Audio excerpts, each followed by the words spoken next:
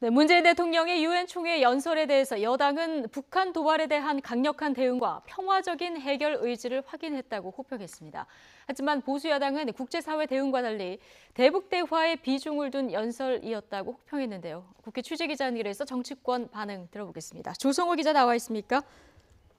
네, 국회입니다. 예, 자 문재인 대통령의 첫 유엔 총회 연설에 대해서 지금 정치권에서 어떤 평가들이 나왔습니까? 네, 대북 정책 방향 차이만큼이나 상반된 반응이 나왔습니다. 문재인 대통령은 어제 연설을 통해 국제사회의 단호한 대응과 한반도 평화 유지를 위한 유엔의 적극적인 역할을 강조했는데요. 더불어민주당은 문 대통령이 연설에서 북한 도발에 대한 강력한 대응 의지를 표명했다고 평가했습니다.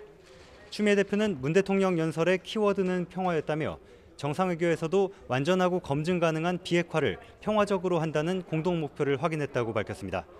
그러면서 문재인 정부와 민주당은 국제사회가 끝까지 인내하면서도 마침내 북한이 대화의 장으로 나올 때까지 결코 원칙을 포기하지 않겠다고 강조했습니다.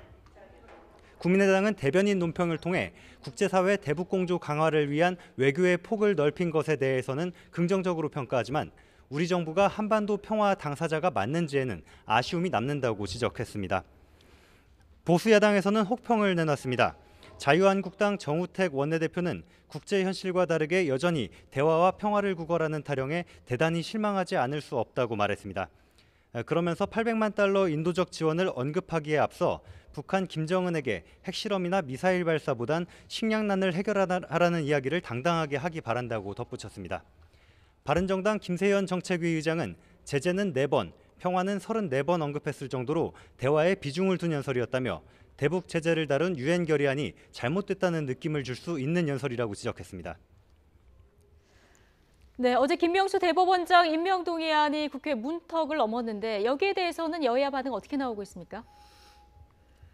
네, 어제 김명수 대법원장 임명 동의안이 국회의원 160명의 찬성으로 가결이 됐는데요. 네, 더불어민주당은 김 후보자 국회 인준인 상생과 협치의 시작이라며 반겼습니다.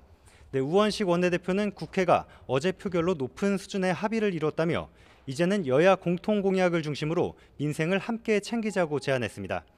김 후보자에게는 국민과 국회의 뜻을 받들어 사법정의 구현에 최선을 다해달라고 당부했습니다. 자유한국당 정우택 원내대표는 모든 일이 협치와 야당의 협조 없이는 어렵다는 것을 정부 여당이 절감했기 바란다고 밝혔습니다. 이어 김 후보자가 대법관 제청에서도 이념 편향성을 보인다면 국회와 국민이 용납하지 않을 것이라고 경고했습니다. 캐스팅 보트 역할을 한 국민의당의 안철수 대표는 소속 의원들이 사법부 독립과 개혁을 위해 큰 길을 열어줬다며 문 대통령과 민주당은 말이 아닌 행동으로 협치를 실천하라고 말했습니다.